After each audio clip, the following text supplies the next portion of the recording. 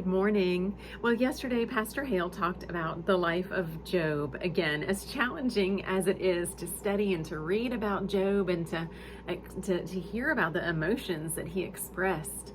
Well, today we are going to look at Psalm 22, and it sounds as if it could have been written by Job himself. Psalm 22 uses phrases like, my God, why have you forsaken me? The psalmist feels completely abandoned by God.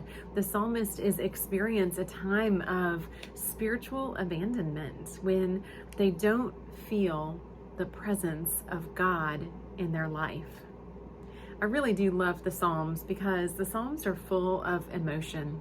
They express so many of the things that we feel, but sometimes it's hard for us to express those things. It's hard for us to put those things in words. So I love that we have the Psalms right here in front of us that express exactly how we feel at times. Sometimes we're filled with praise. Sometimes we're filled with grief.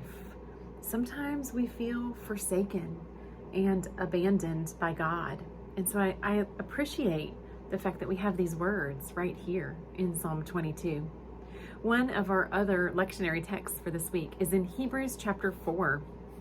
In the tail end of that chapter in verses 15 and 16, express that Jesus walked this earth with us. He felt the emotions that we feel.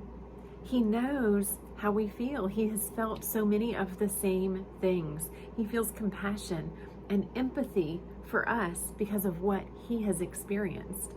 In fact, Jesus even uses these same words. When he was being crucified on the cross, he cries out, my God, why have you forsaken me?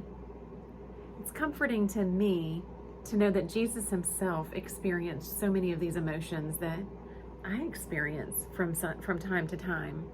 Sometimes we all experience that dark night of the soul where we don't feel God's presence. Yet it's reassuring to know that no matter what, God is still with us. And it's in those dark times that we need to cling to the faith that we know in our minds. I love that Psalm 22 comes just before Psalm 23. Yea, though I walk through the valley of the shadow of death, my God is with me. There's reassurance that no matter where we are, no matter how dark that valley might seem, God is with us. God walks with us, and God never abandons us.